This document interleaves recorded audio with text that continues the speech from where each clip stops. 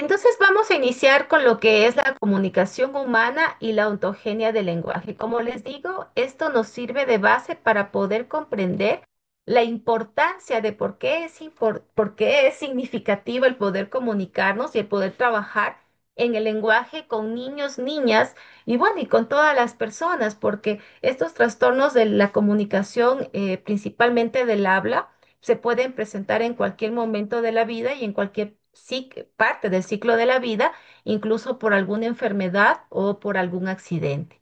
Entonces, vamos a empezar con esta temática muy importante. Pero antes de eso, me gustaría empezar con una pregunta para ustedes. ¿Por qué creen que es importante la comunicación humana? ¿Qué nos permite a los humanos a través de esta comunicación? Me gustaría escucharles a ustedes para ir interactuando. ¿Por qué es importante el poder comunicarnos? ¿Por qué es importante trabajar y entender los trastornos del lenguaje, el habla y la voz? A ver, desde su experiencia, me gustaría, por favor, que podamos conversar. ¿Sí les sale a ustedes la imagen, la presentación? No, magíster. ¿No? Ay, perdón, discúlpenme. Voy a volver a compartir.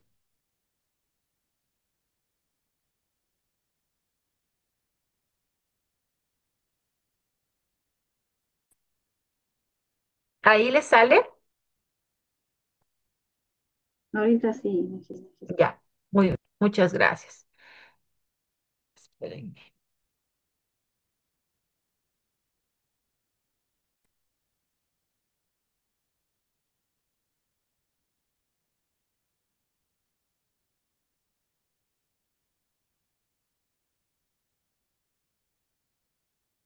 No sé por qué, espérenme.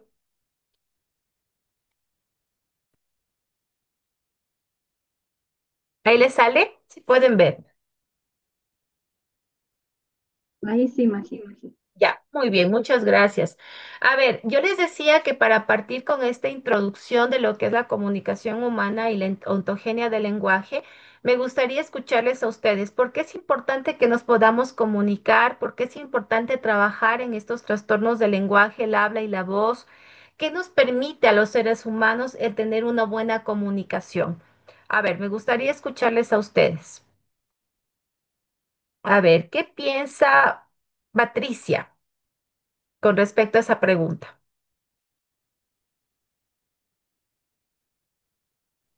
Bueno, magíster, creo que la comunicación humana es importante porque es una manera de relacionarnos, ¿no? Ujú, Es una manera de habilitar también nuestras habilidades con los demás. Y es pe- importante entonces que se trabaje todo esto en las escuelas porque va a facilitar que no tengan problemas en la adquisición de lectoescritura, de la convivencia misma con ellos. Entonces toca abordar estos casos para que a su manera y a su ritmo puedan adquirir las destrezas necesarias, tanto a ujú. nivel educativo como social. Perfecto, muy bien. Muchas gracias, Patricia.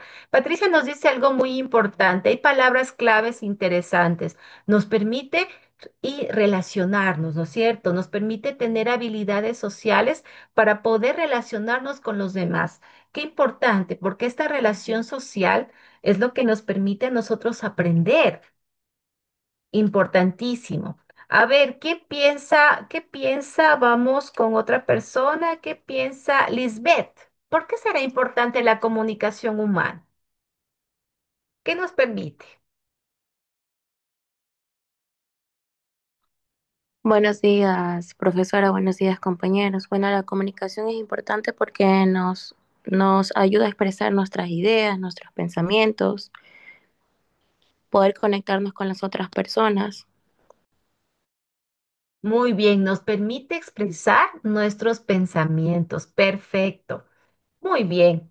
Bueno, ya teniendo una idea de por qué es importante y por qué es necesario el poder comunicarnos, vamos a comprender un poquito más y a conceptualizar lo que es la comunicación humana. La comunicación humana es un proceso, es decir, es un conjunto de acciones integradas y dirigidas hacia un fin. mediante los cuales la persona que emite el mensaje desea tener contacto con quien lo recibe para poder conseguir un objetivo. La comunicación humana también la podemos entender como ese proceso en donde las personas, ¿no es cierto?, podemos intercambiar información, como decía Lisbeth, podemos intercambiar sentimientos, podemos intercambiar emociones. Podemos también, a través de diferentes medios, que también pueden ser verbales o no verbales, podemos dar a conocer cómo nos sentimos, lo que pensamos, lo que deseamos. La comunicación humana también la podemos comprender como ese componente esencial que tenemos para poder tener relaciones interpersonales que permiten nuestro desarrollo social, cultural y cognitivo.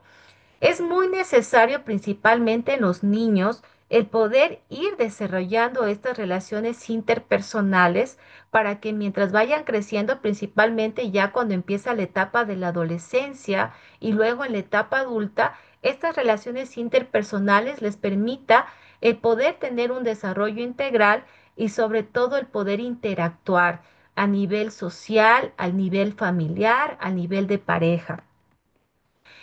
¿Cómo nos comunicamos los seres humanos? Los seres humanos nos comunicamos a través de algunas maneras, incluyendo lo que es la comunicación oral, la comunicación expresiva y también la comunicación escrita. Cuando hablamos de esta comunicación no verbal, hablamos de estos gestos, de expresiones faciales, de un lenguaje corporal. Y también lo hacemos a través de símbolos y señales, como la comunicación que es fundamental para esta socialización y el desarrollo personal. La comunicación siempre inicia con el surgimiento de la vida en nuestro planeta y su desarrollo ha sido simultáneo al progreso de la humanidad. Esta comunicación se manifestó primero a través de un lenguaje no verbal, como les decía, a través de estos gestos, a través de estas expresiones faciales, pero todos los días los seres vivos nos comunicamos de diferente manera. No solo los seres humanos nos comunicamos, también lo hacen los animalitos, pero los seres humanos lo hacemos de manera racional. Y en este tipo de comunicación lo hacemos a través de conversar, de reír, de llorar, de leer, de ver televisión, entre otras. Es decir, todas estas formas son formas de comunicación. En la comunicación verbal también es importante entender que lo hacemos mediante un lenguaje oral y que este lenguaje oral consiste en el uso de palabras habladas para que nosotros podamos transmitir un mensaje. En el lenguaje escrito, que lo hacemos a través de códigos escritos como letras, números, símbolos, que también nos permite representar ideas y mensajes. En la comunicación no verbal, para poder comprender un poquito más, cuando decimos lenguaje corporal, es cuando lo hacemos a través de posturas, de gestos, de expresiones faciales y también del movimiento del cuerpo. ¿Verdad que también a través de este lenguaje corporal podemos hablar? Claro, cuando una persona está enojada, cuando una persona está feliz, cuando una persona está preocupada, cuando una persona está avergonzada, también a través de este lenguaje corporal nos está comunicando cómo se siente. En el tono de la voz también nos comunicamos. Es una forma en cómo pronunciamos las palabras, incluyendo el tono, el volumen, el ritmo de la voz, que también permite transmitir esta información.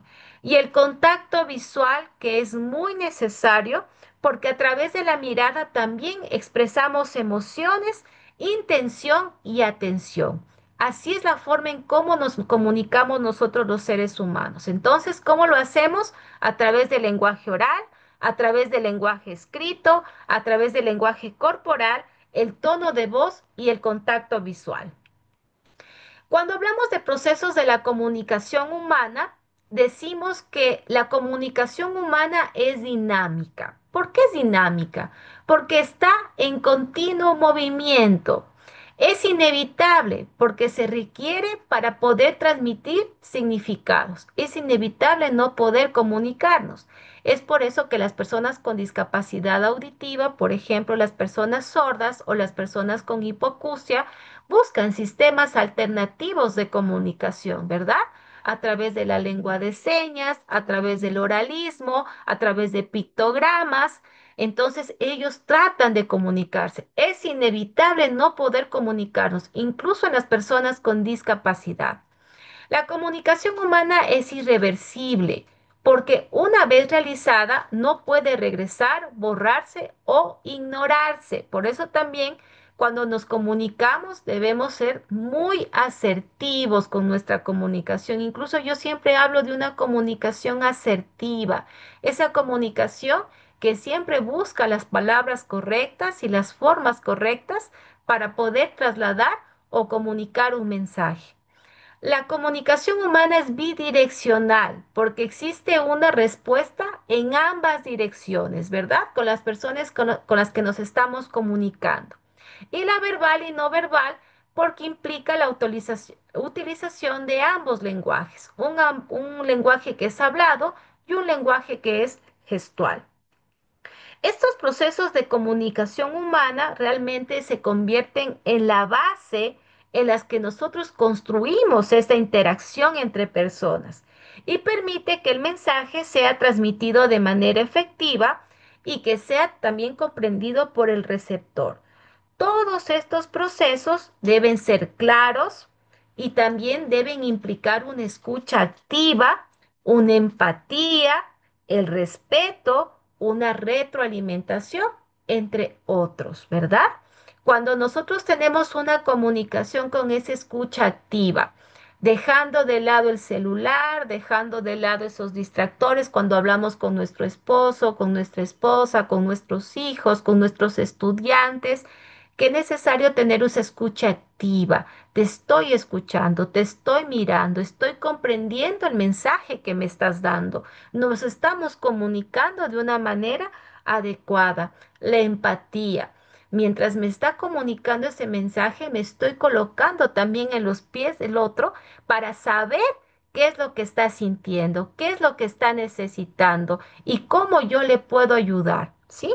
Entonces, qué importante también que se dé a través de estas cualidades para que sea una comunicación adecuada. Los elementos o factores de la comunicación humana son seis. Es decir, siempre vamos a necesitar de estos seis elementos para poder comunicarnos adecuadamente. El emisor. El emisor es quien emite el mensaje y que puede ser o no una persona. El receptor es quien recibe la información. El canal es el medio físico por el que se transmite el mensaje, como el internet, el teléfono, etcétera. El código es el sistema de señales o signos que se usan para transmitir un mensaje, por ejemplo, el inglés, el castellano o el código Morse. El mensaje es lo que nosotros deseamos o queremos transmitir. Y la situación o contexto es la situación o el entorno extralingüístico en el que se desarrolla el acto comunicativo. La comunicación efectiva pues requiere de todos estos elementos o factores que están presentes y que deben funcionar correctamente para que el mensaje sea transmitido y sea comprendido de una manera precisa. Ahora, algo que es muy significativo dentro de la intervención psicopedagógica de los trastornos del lenguaje es la ontogenia del lenguaje. ¿Qué entendemos por ontogenia del lenguaje? La ontogenia del lenguaje pues se refiere al desarrollo del lenguaje. Cómo esto se va desarrollando en la vida de un ser humano a lo largo de todo su ciclo de vida, que va desde la infancia hasta la edad adulta en el estudio de cómo los niños pueden ir adquiriendo y puedan ir desarrollando estas habilidades lingüísticas y que incluyen la pronunciación, la gramática, el vocabulario y la comunicación. Ya hemos visto en una parte introductoria cómo se lleva la comunicación, cuáles son los elementos necesarios para poder comunicarnos y por qué es importante poder comunicarnos, el poder transmitir información el uno al otro. Decíamos que la comunicación es fundamental. Es fundamental. Todos necesitamos comunicarnos, incluso las personas con o sin discapacidad. Ahora, desde la ontogenia del lenguaje, vamos a ir entendiendo y vamos a ir comprendiendo cómo se va llevando este proceso, principalmente desde la infancia, y cómo yo darme cuenta como docente de que este proceso se está dando de la forma correcta. En la ontogenia humana, el lenguaje es visto como un medio de comunicación y se corresponde con las operaciones del esquema conceptual de la actividad de Leontief. No sé si ustedes algún momento han escuchado acerca de este autor, pero Leontief habla sobre el esquema conceptual de la actividad humana, en donde él da una propuesta que se estructura en tres niveles jerárquicos. Primer nivel jerárquico, que es una actividad, el segundo, que es la acción, y el tercero, que es la operación.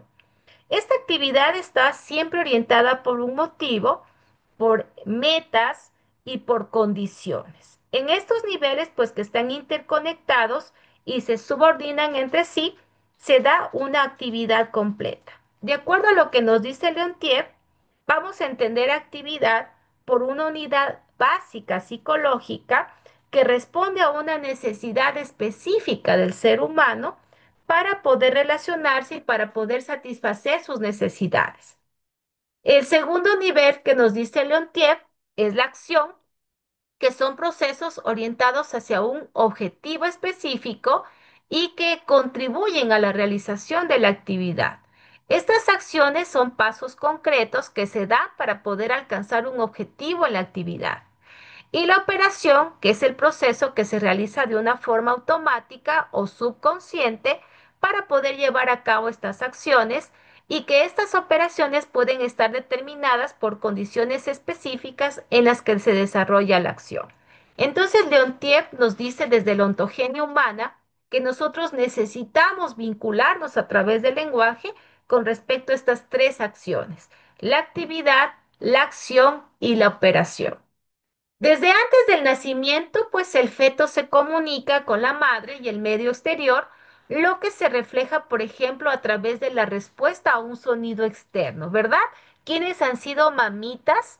Supongo que han tenido esta experiencia, que dice, llegó papá, ay, el bebé empezó a moverse, empezó a patear, empezó, ¿no es cierto? Y la mamá dice, lo estoy sintiendo, te escuchó llegar y la bebé o el bebé empezó a moverse. Miren, ya desde fetos, estos niños ya empiezan a comunicarse, es una forma de comunicación.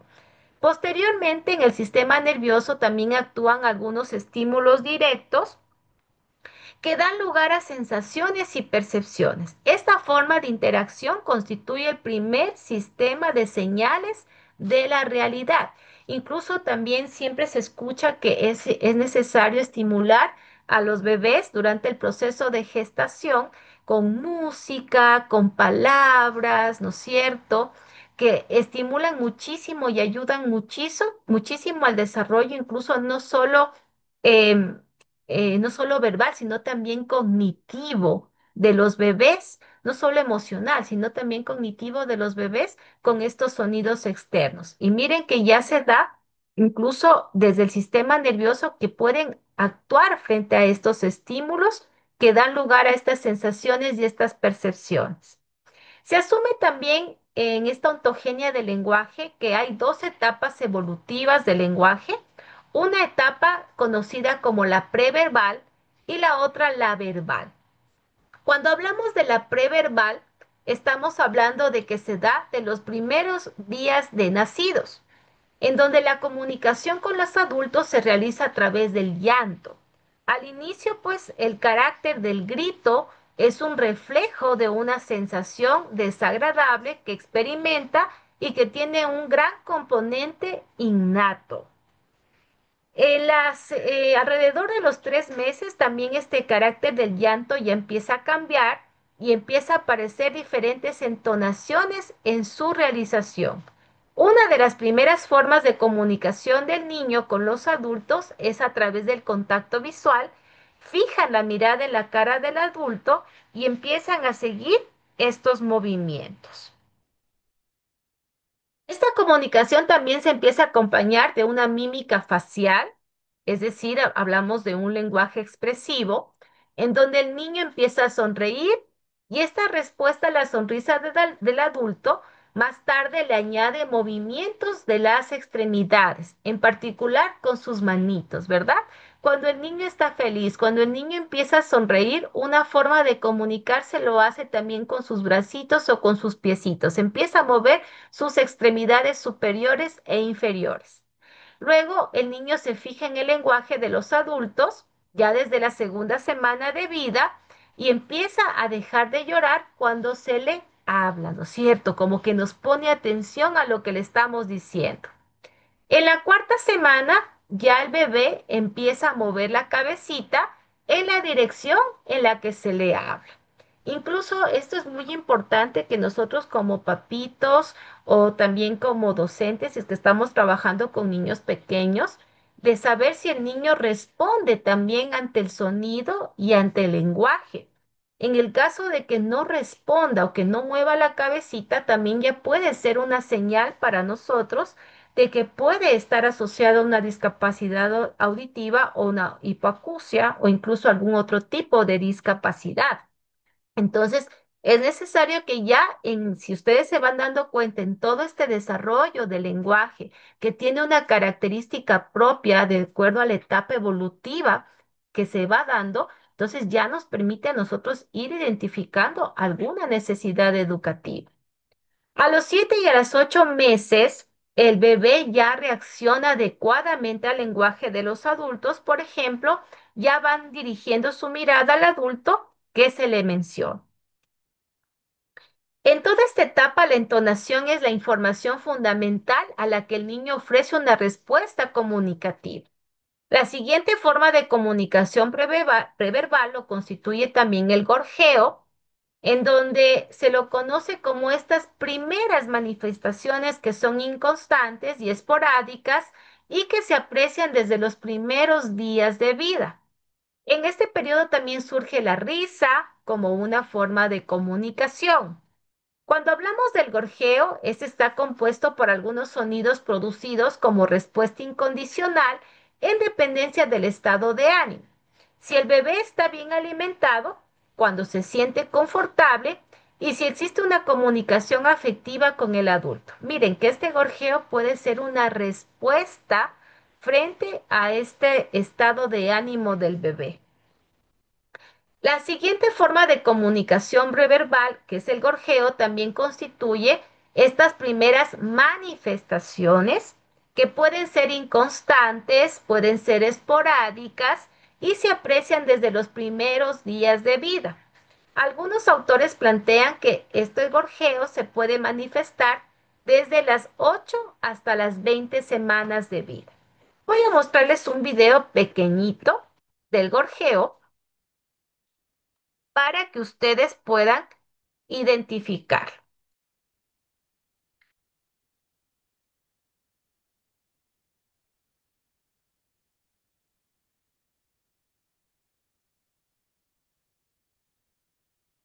Hablan un año, están hablando un año. Sí, otras, nada.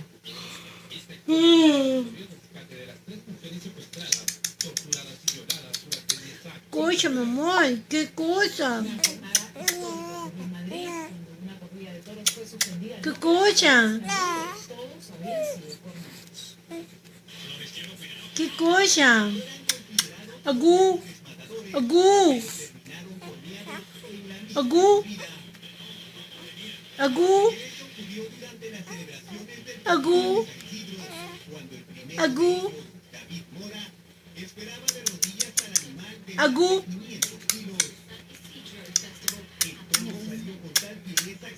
Ah, su madrina. Agú, agú, Agú, agú.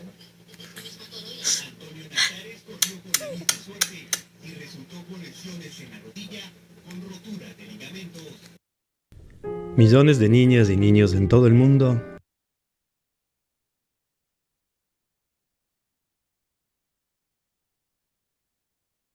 Entonces, como pudieron darse cuenta en el video, sí son estas primeras manifestaciones que, como se dieron cuenta, pueden ser inconstantes, esporádicas y que se pueden apreciar en los primeros días de vida. Luego vienen las emisiones que se hacen un poco más, em, que empiezan a darse ya alrededor de los 3 meses y que se consideran o empiezan a consolidarse dando un paso al siguiente en el lenguaje, que es el balbuceo. Este balbuceo se da en los primeros sonidos que aparecen, que se dan principalmente con los fonemas bilabiales, como la B y la P, en el vínculo directo con el acto de succión.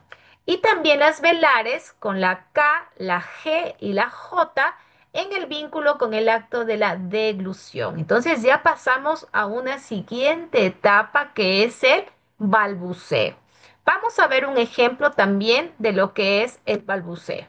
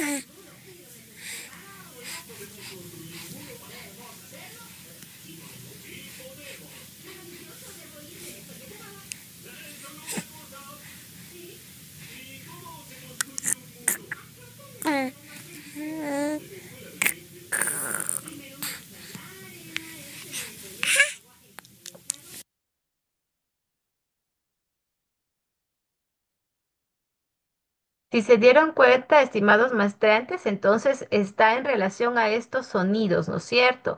Con la B, con la P, con la K, con la G, con la J, y que pues están íntimamente relacionados principalmente por este acto de succión y por el acto de deglución, que se debe dar a partir de los 3 meses. En este proceso de fenómenos bien conocidos también como el del balbuceo reduplicado, es en donde los bebés ya empiezan a definir la producción de series de sílabas con estructura de consonante vocal, como por ejemplo ma, o también puede ser pa.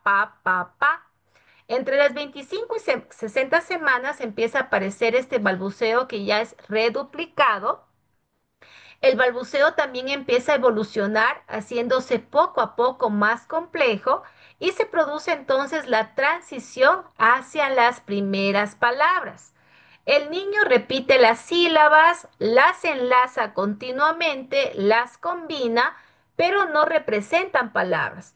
Es decir, aún no establece la relación de un objeto con una palabra, pero sí se lo conoce como balbuceo reduplicado, que como les digo, empieza a presentarse de las 25 a las 60 semanas. Vamos a ver también un ejemplo de este balbuceo reduplicado.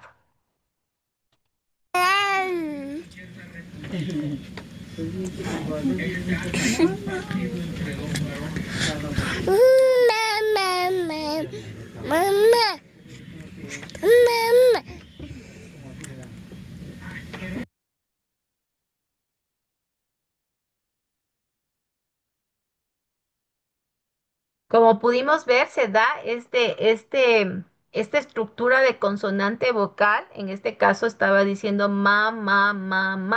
¿verdad? Y nosotros a veces como papitos o como familia nos alegramos muchísimo porque decimos, ya está diciendo mamá, ya está diciendo papá.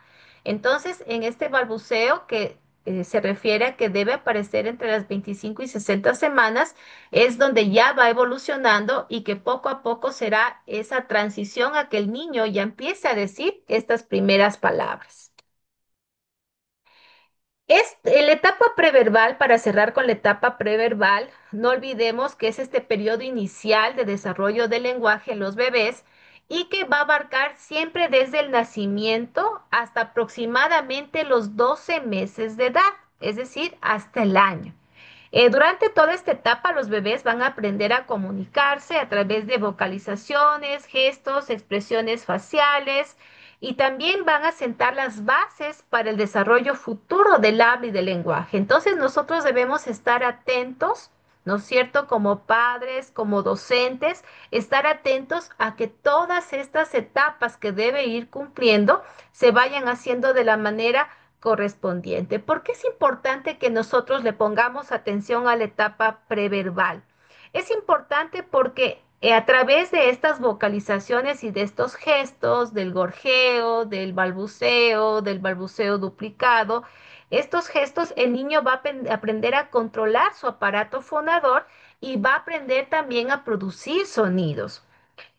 También puede aprender a usar diferentes formas para poder comunicarse y para poder interactuar con los demás y estas habilidades de comunicación que son significativas principalmente en esta relación de los padres con el bebé.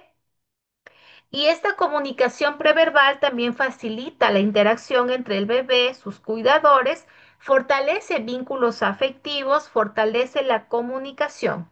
De manera resumida, la etapa preverbal es una fase crucial en el desarrollo del lenguaje, donde los bebés van a aprender a comunicarse a través de estos medios, no solo verbales, sino también sentando bases para el futuro desarrollo del habla y del lenguaje. ¿Ya? Eso es lo que corresponde a la etapa preverbal. Vamos a la segunda etapa, que es la etapa verbal. No existe realmente una frontera precisa entre la etapa preverbal y verbal en particular, entre el balbuceo y la aparición de las primeras palabras como una forma transicional. Pero para Masague, perdón, y Martínez, precisa el límite alrededor de los 10 meses cuando el niño comienza a reaccionar no solo ante el aspecto sonoro de la palabra, sino también ante el contenido que le diferencia por el significado. La primera oración empleada por el niño es una palabra morfa cuando lleva implícito un sentido más amplio del significado propio de ella. Por ejemplo, al decir mamá, el niño quiere expresar cárgame y dame leche, entre otros sentidos. Así también estas primeras expresiones tienen un carácter situacional, ya que con el mismo vocablo también se denominan varios objetos. Por ejemplo, si dice che, está refiriéndose a la leche o al biberón. A la edad de un año, a la edad de 1 año y 2 meses, el niño aumenta el desarrollo de este vocabulario y empieza a pronunciar de 10 a 12 palabras simples. Ya al año y medio empieza a utilizar hasta 30 palabras. Ojo con esto. Entonces, de 1 año y 2 meses, ya el niño tendría que tener un vocabulario de 10 a 12 palabras. Y ya al año y medio empieza ya a tener 30 palabras. En esta etapa evolutiva del lenguaje, entonces debemos ir tomando en cuenta y considerando las palabras que el niño va a ir adquiriendo. También la aparición de oraciones compuestas por dos palabras puede ocurrir al año y 4 meses, según Ribinov. Al año y 6 meses, según Stern, también al final de este año ya empiezan a aparecer oraciones, ya al año y 6 meses. A los 2 años ya pueden pronunciar de 200 a 300 palabras. A la edad de 2 años y 4 meses empiezan a surgir las oraciones compuestas por tres elementos Y al finalizar este año, pues empiezan ya las palabras interrogativas.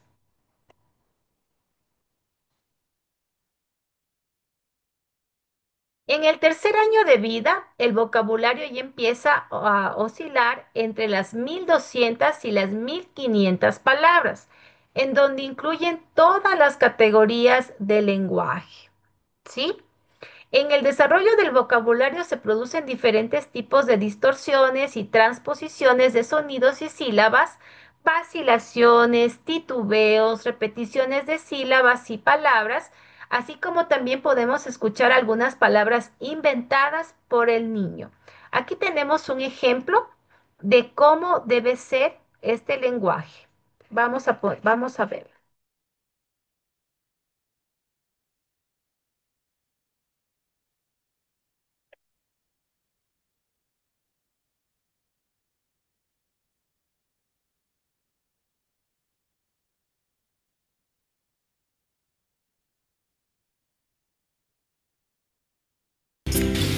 Hola, Kiki, hola, niño.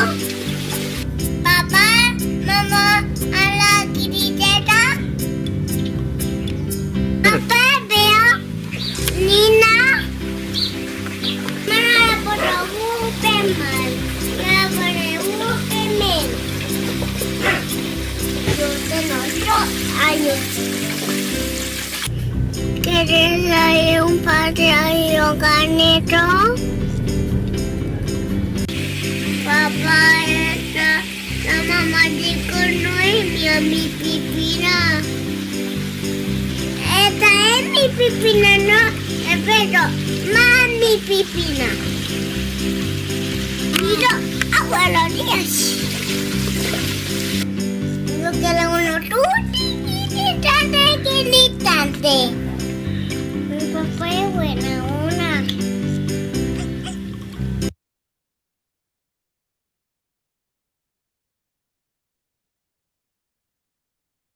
Mi cara.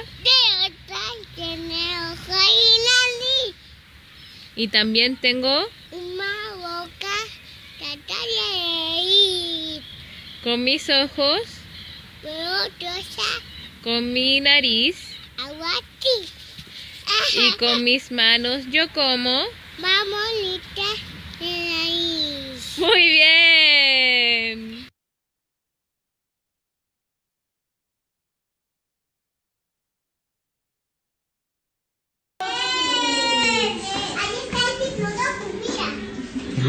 El diplodocus. ¿Y ahora? ¿Y cómo es el diplodocus? Tiene un cuello largo y una cola larga. ¿Y cómo se llamará este que parece un ave? ¿Cómo se llama, niños? Pterodactylus. ¿No, Francesco? ¿Y cómo se llamará este dinosaurio? Muy bien, Bruno. ¿Cómo se llama todos? A ver. A ver, sepáralo. ¿Cómo se llama? Muy bien. ¿Y cómo es el estegosauro? ¿Qué tiene? Tiene púas en su espalda. Tiene púas en su espalda.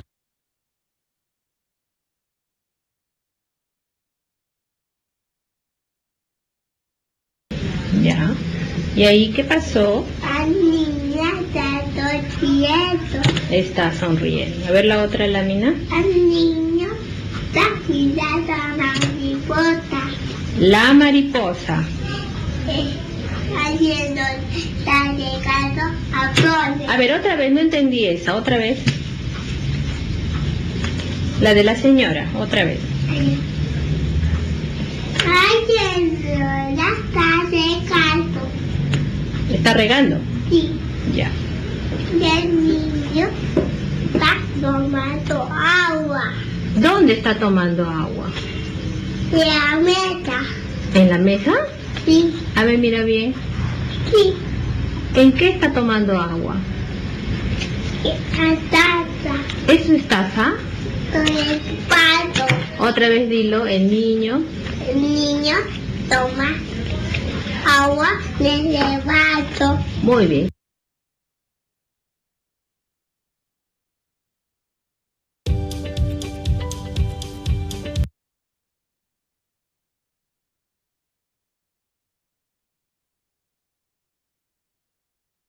Entonces, como pudieron observar, estimados maestrantes, ahí pudimos darnos cuenta de cómo se va desarrollando este vocabulario, estas palabras, incluso la pronunciación de estas palabras hasta el tercer año de vida.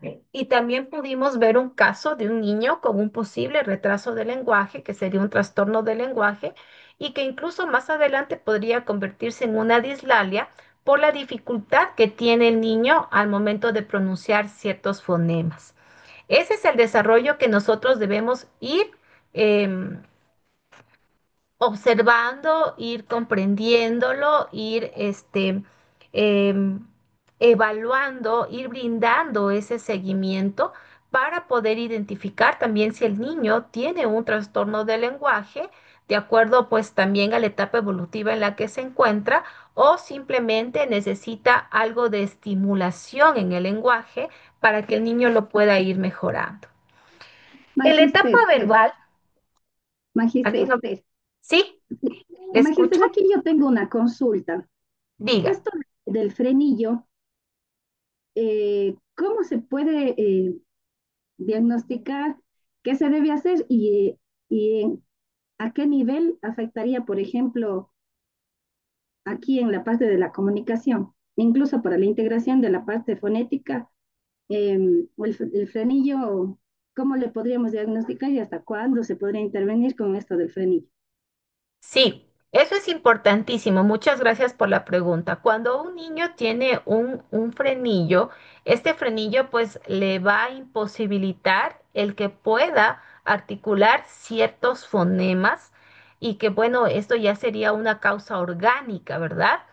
¿Cómo se lo puede identificar? Se lo puede identificar a través de una exploración logopédica que ya también más adelante les voy a mostrar cómo se la tiene que hacer y y lo que se tiene que hacer es pues inmediatamente remitir hacia el otorrinolaringólogo, que creo que es quien hace este tipo de operación, que es una operación bastante, ni siquiera es operación, es algo ambulatorio, es algo muy rápido que le hace este especialista para que el niño pues pueda articular luego correctamente estos fonemas.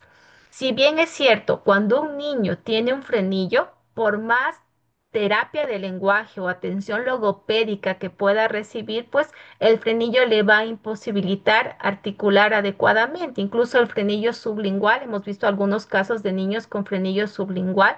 Como sabemos, la lengua es uno de los órganos más importantes para la articulación de los fonemas y si hay este frenillo sublingual que no le permite a la lengua el poder moverse para poder articular, pues el niño va a tener esa dificultad y a lo mejor pueda ser diagnosticado como una dislalia.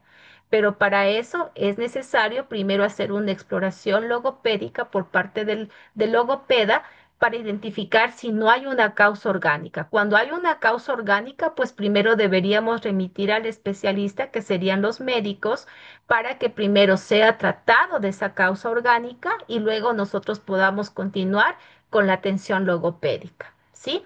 Igual un paladar hendido, por ejemplo. Un paladar hendido también se convierte en un órgano que está afectado y que también no va a permitir hacer una articulación adecuada de los fonemas. Entonces, la primera parte es hacer esta exploración, luego de esta exploración remitir al especialista, bueno, identificar si es orgánico o no es orgánico. En el caso de que sea orgánico, remitir al especialista lo más pronto posible y luego continuar con la atención logopédica. Sería necesario que el poder identificar esta causa orgánica se lo haga pues en los primeros años de vida. Y nos damos cuenta más principalmente cuando se inicia la etapa preescolar, en donde el niño ya empieza a interactuar con sus compañeros, o en donde el niño ya empieza a interrelacionarse, porque a veces los papitos no se dan cuenta de esto, pero en esta etapa preescolar en donde ya empiezan a hablar las vocales, los colores, donde ya hay una fluidez verbal y nos damos cuenta que el niño no está articulando correctamente, pues entonces hay que actuar con esta exploración logopédica, que lo podemos hacer tranquilamente nosotros, no es nada difícil, de lo que podemos también observar y pues como les digo, sería lo adecuado que sea intervenido lo más pronto posible para poder continuar con lo que es la terapia del lenguaje. Hay muchos casos que no se dan cuenta de que hay una causa orgánica y simplemente hacen un diagnóstico de un trastorno del lenguaje como un retraso del lenguaje o como una dislalia, que es la más común, y lamentablemente el niño va a seguir. Si no tiene esta intervención médica, quirúrgica, pues el niño por más terapia, como les digo, no va a poder sobrellevar o no va a poder eh, ser intervenido a través de la terapia del lenguaje. La terapia del lenguaje será en vano. Entonces, es muy importante la pregunta que hace su compañera porque es lo primero que se debería descartar, principalmente en esta etapa verbal. La etapa verbal también es importante que la conozcan como una etapa lingüística, porque hay algunos autores que también la conocen como etapa lingüística, en donde los niños empiezan a desarrollar estas habilidades que les permiten comunicarse de manera efectiva y en esta etapa verbal, pues empiezan a decir sus primeras palabras y que se da hasta los 7 años, cuando el lenguaje ya se debe considerar completamente adquirido, hasta los 7 años de edad donde el niño pues ya debe tener un lenguaje fluido, un lenguaje, claro que van a ver a lo mejor algunos fonemas, a la mayoría de niños tienen muchas dificultades con el fonema S, con el fonema R, que es un cesismo o un rotacismo, tienen muchas dificultades con esos fonemas, pero que con atención logopédica pues el niño los puede superar. Para ello es importante que los padres estimulen también el desarrollo de este lenguaje en esta etapa a través de la conversación, a través de la lectura, de los cuentos, de la interacción que tiene el niño con sus diferentes contextos, porque también esto va a permitir y va a estimular para que el niño tenga un buen vocabulario y aprenda a construir oraciones y sobre todo, algo que es muy necesario, que el niño pueda desarrollar algunas habilidades comunicativas sólidas. Ujú. Es ahí eh, importantísimo pues que los padres de familia junto a los docentes en esta etapa preescolar puedan identificar si es que hay alguna situación que no le permite al niño interactuar de manera comunicativa correctamente, si hay una causa orgánica, incluso hasta se pueden dar cuenta si hay algún tema de discapacidad, porque en muchos casos la discapacidad la identifican en la etapa preescolar y es en la etapa preescolar donde empiezan también a surgir las necesidades educativas específicas asociadas o no a la discapacidad. Entonces creo que es la etapa más importante en donde el docente y el padre de familia tiene que estar atento a cómo ese niño se va desarrollando y cómo va evolucionando de acuerdo a su etapa de desarrollo. La comprensión. Cuando nosotros estamos trabajando también en estas etapas preverbal y verbal que ya las he mencionado, es necesario saber cómo está también esta función ejecutiva de la comprensión, en donde el niño de 3 a 6 meses escucha atentamente al adulto, reacciona adecuadamente a la entonación y también reconoce la voz de los conocidos. Ya sabe, ya llegó papá, ya llegó mamá, ya llegó mi abuelito, mi abuelita, mi hermanito. El niño ya hasta los 6 meses puede reconocer esta voz. De 6 a 10 meses entiende también algunas instrucciones en las situaciones concretas y ejecuta algunas órdenes, como dame la mano o eso no se puede hacer, o cójase los ojitos, dónde está la naricita, dónde está la boquita. Son instrucciones que el niño ya las puede seguir. De 10 a 12 meses, el niño ya entiende los nombres de algunos objetos. De 12 a 14 meses, el niño muestra los nombres mencionados en las láminas. Por ejemplo, podemos utilizar láminas con animalitos, láminas de juguetes. El niño ya puede identificar esos objetos. De 15 a 20 meses reconoce los nombres de las láminas. De 20 a 24 meses entiende las acciones mostradas en las láminas. Por ejemplo, ¿qué está haciendo ese bebé? Está jugando con la pelota, ese bebé está comiendo, ese bebé está durmiendo. El niño ya entiende, ya comprende esas acciones. De 2,5 a 3 años, el niño entiende los cuentos con el apoyo de láminas y también sin el uso de estas láminas. ¿Cómo lo podemos hacer? Lo podemos hacer a través de cuentos, ¿verdad? Y que estos cuentos tengan pictogramas, obtengan imágenes donde el niño pues ya empieza a entender estas láminas, incluso sin el apoyo de estos pictogramas o de estas imágenes, el niño ya puede contarlas, ya puede mencionarlas. De 3 a 4 años el niño entiende las oraciones complejas, conoce los nombres de los colores y entiende la instrucción que comprende el cumplimiento de dos acciones. De 4 a 5 años entiende la instrucción que comprende el cumplimiento de tres acciones. Ahora, de manera resumida, ¿por qué etapas transita el lenguaje en su evolución ontogenética en la etapa verbal? En el desarrollo evolutivo del lenguaje se van a distinguir entonces finalmente tres etapas fundamentales. La del prelenguaje o prelingüística, el primer lenguaje y el lenguaje propiamente dicho. En la etapa del prelenguaje vamos a ver un poquito de acciones más específicas que nosotros deberíamos considerar. En la etapa del prelenguaje está de 0 a 12 meses, vocalizaciones reflejas, sonidos vegetativos, llanto. Sonidos de arrullos y risas, empieza el gorjeo, ruidos consonánticos con X, G, por ejemplo, ajo, hago, agó. Por eso a veces nosotros decimos agú, agú, porque son algunas de las palabras que empieza el niño ya a través del gorjeo a pronunciar. También hay un balbuceo reduplicado, como ya lo vimos en el video, tatá, mamá, papá. Hay un balbuceo variado, por ejemplo, abata, bibi.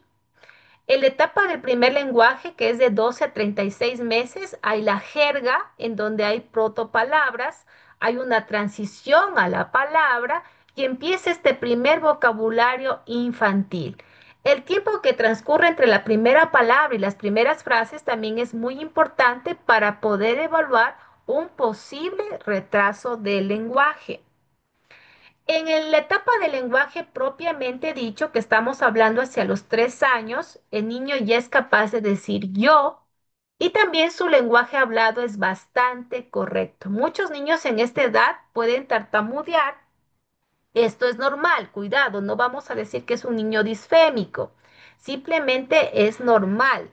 Esta es una época en la que se empieza a hablar y hay un desequilibrio entre las ideas que desea expresar y también las posibilidades que tiene desde el punto de vista neurolingüístico, en donde todavía no son suficientes, por lo tanto hay estas elongaciones de sonidos, hay repetición de sonidos, de sílabas, empieza a titubear, hay atropellos de algunos elementos de la frase cuando ya empiezan a salir del tartamudeo. Incluso podríamos decir que es como una comunicación telegráfica, ¿verdad? Porque hay una repetición de un sonido o de alguna sílaba. En los 5 años y medio, a partir de esta edad, el niño ya tiene un lenguaje correcto, están presentes todos los sonidos del idioma. En algunos casos se empieza a perfeccionar el uso de palabras con sílabas directas dobles y también la conjugación de algunos verbos irregulares.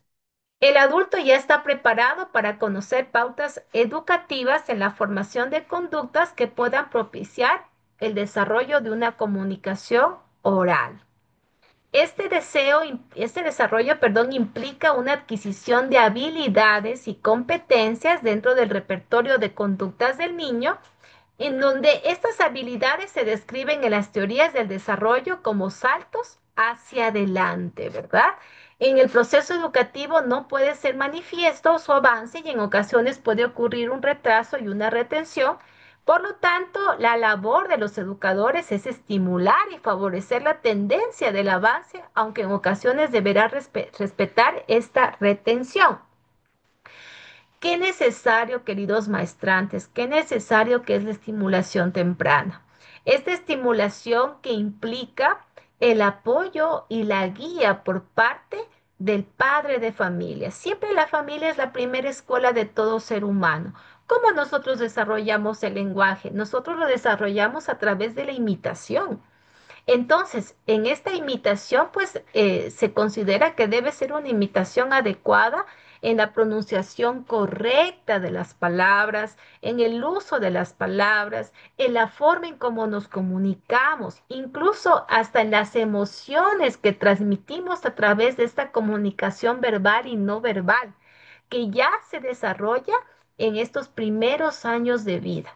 Qué importante que los papitos sean conscientes de esta estimulación que va a servir a lo largo de la vida de este ser humano y que incluso evitará y va a prevenir la presencia de alguna necesidad educativa específica. Para ello, también los padres de familia y los educadores que trabajan con estos bebés o estos niños deben estructurar actividades en las que el niño y el adulto puedan interactuar atendiendo tres componentes: la preparación, la realización y el desenlace. ¿Cómo es la forma en que los niños aprenden? Nosotros, los que ya hemos trabajado con niños, los que son papitos, saben muy bien cómo es la forma en que un niño aprende. ¿Cómo aprende? A través del juego, ¿no es cierto? A través de las actividades lúdicas, a través de las actividades dinámicas. Entonces, ¿qué es lo que podemos hacer? Podemos estructurar una actividad que es un juego, y cuando hablamos de un juego estructurado, se refiere a una actividad que va a estar orientada hacia un objetivo. ¿Qué es lo que deseo desarrollar en mi hijo o en mi educando? Por ejemplo, estos juegos estructurados pueden incluir juegos de mesa, pueden incluir juegos al aire libre, como correr, como algún deporte, como el fútbol, en alguna actividad, a lo mejor también que requiera que el niño siga instrucciones para poder completar una tarea. Pero siempre estructurar actividades lúdicas que le llamen la atención al niño. También es necesario tener en cuenta la relación existente entre el desarrollo cognitivo y afectivo. Conocer la evolución ontogénica de estos procesos cognitivos en los primeros años, pero también atender los componentes afectivos que caracterizan la conducta del niño. Para que el proceso se desarrolle de manera eficaz, se debe tomar en cuenta y que en el niño haya un activo desarrollo. Es decir, el niño debe actuar activado por sus propios motivos, tomar iniciativas, incluso se debe cuidar las manifestaciones de esta conducta, ¿verdad? Que desde que son niños tenemos que ir moldeando la conducta y ese comportamiento. A lo mejor la madre de familia o la docente pueden utilizar algunas técnicas de condicionamiento asertivo para que ese niño vaya moldeando esa conducta frente a los estímulos que recibe en los diferentes contextos en los que se desenvuelve. Importante cuando hablamos de la relación entre el desarrollo cognitivo y afectivo. ¿Por qué es importante? Porque estos dos aspectos están profundamente entrelazados y pueden influir el uno sobre el otro a lo largo de la vida, no solo como cuando somos niños, sino también en nuestra vida adulta. Las emociones pues impactan en la forma en que aprendemos y procesamos la información, mientras que las habilidades cognitivas como la atención, la memoria, también nos permiten experimentar y gestionar emociones. Un equilibrio saludable entre lo cognitivo y entre lo afectivo es crucial para el desarrollo integral de una persona. Cuando decimos desarrollo cognitivo, queridos maestrantes, ¿a qué nos referimos? Nos referimos a esos procesos mentales en donde está el aprendizaje, donde está la resolución de problemas, donde está la memoria, el pensamiento, y aquí también está el desarrollo del lenguaje, está la atención, la percepción, la capacidad de razonamiento.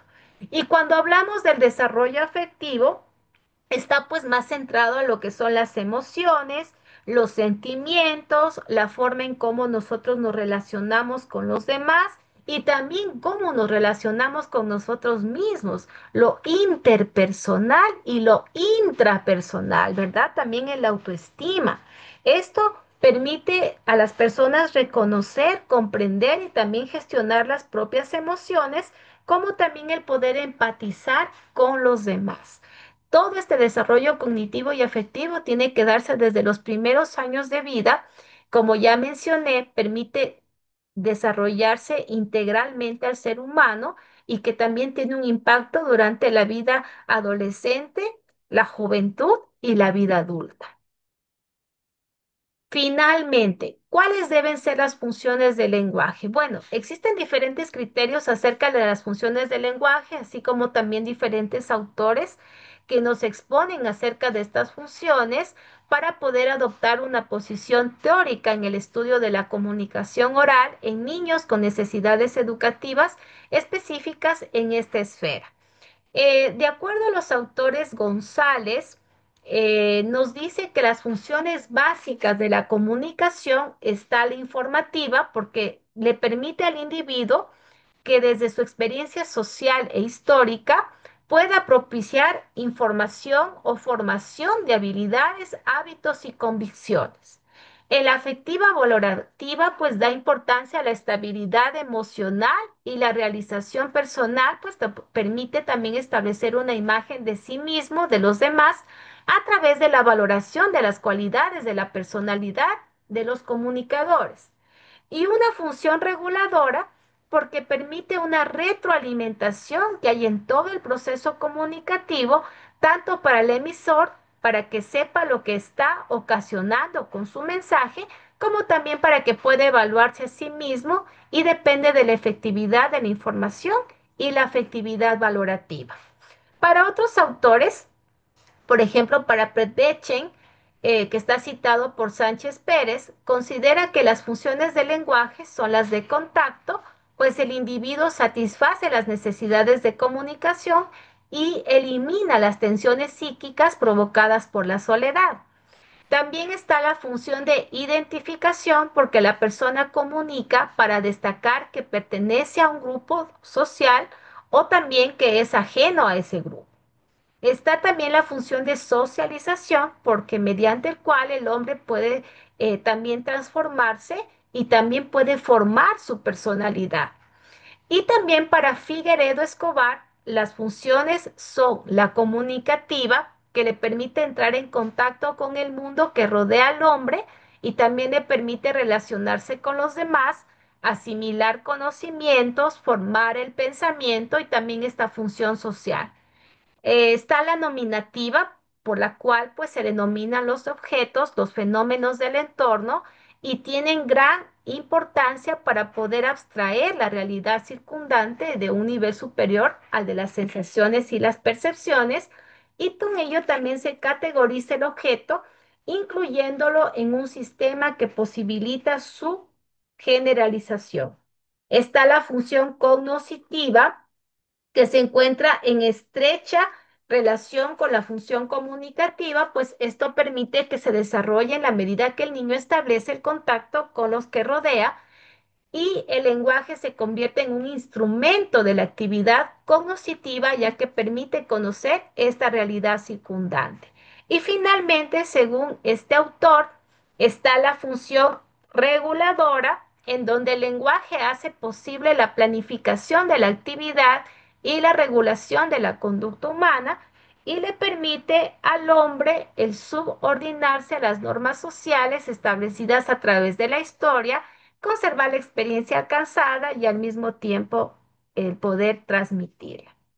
Todas estas funciones, queridos maestrantes, que corresponden al lenguaje, pues permite que podamos nosotros transmitir a través de esta comunicación hechos, ideas, pensamientos, conocimientos, el poder formar parte de un grupo, el poder interrelacionarnos con los demás, porque realmente la relación social es lo que nos permite a nosotros aprender, el poder llevar también relaciones sanas, relaciones afectivas dentro del contexto familiar y fuera de él. También nos permite la comunicación tomar decisiones. Creo que todas estas funciones se complementan y se entrelazan entre sí y permite que los seres humanos tengan una comunicación efectiva y sobre todo que todas estas funciones contribuyan al éxito de la persona dentro de un grupo o dentro de una organización. Y quiero culminar esta exposición con una frase que me pareció muy bonita, que nos dice, el niño empieza a percibir el mundo no solo a través de sus ojos, sino también a través de su habla. Entonces, miren, esto nos dice Vygotsky que siempre nos habla de cómo nosotros aprendemos a través del contexto social, a través de las interrelaciones sociales, y que el poder descubrir cómo manejarnos en el mundo como seres humanos funcionales, lo debemos hacer no solo a través de lo que vemos, sino también a través de lo que hablamos. Y pues quien se convierte en esos primeros maestros es la familia, los papitos. Y luego los segundos maestros, nosotros los educadores. Entonces tenemos realmente una responsabilidad muy grande y muy fuerte dentro del desarrollo integral de nuestros educandos, de nuestros estudiantes, y como familias también tenemos una gran responsabilidad en esta estimulación para formar, como les digo siempre, estos seres humanos funcionales.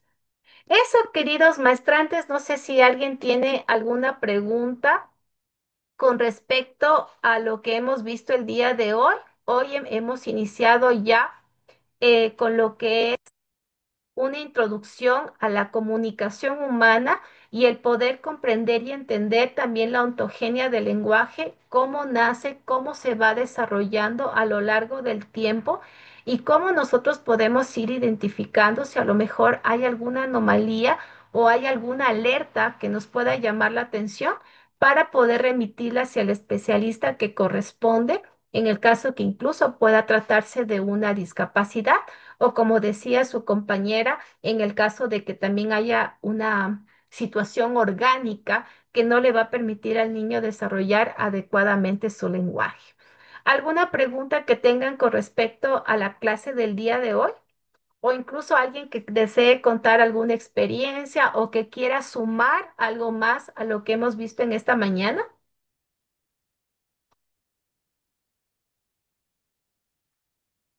¿No? Entonces, bueno, si es que no tenemos ninguna pregunta, vamos a llegar hasta ahí el día de hoy. Les voy a subir todos estos recursos que estamos viendo en las clases síncronas, se las voy a subir a la plataforma ELSA para que ustedes también puedan volverlas a revisar o quienes también no pudieron conectarse el día de hoy puedan acceder a la clase. Y como les había dicho, por el tiempo voy a subir también los recursos de cómo se deben hacer las intervenciones que vamos a ver la próxima semana. Vamos a ver sobre lo que es el retraso del lenguaje, la disfasia y la fascia, pero yo ya voy a subir el recurso para que ustedes lo tomen como referencia en el desarrollo de la actividad académica. Les agradezco mucho por la presencia de ustedes el día de hoy y nos vemos el próximo domingo a las 9 de la mañana. Que tengan un lindo domingo, que disfruten junto a sus familias. Buenos días, gracias. Muchas gracias, Magíster. Gracias.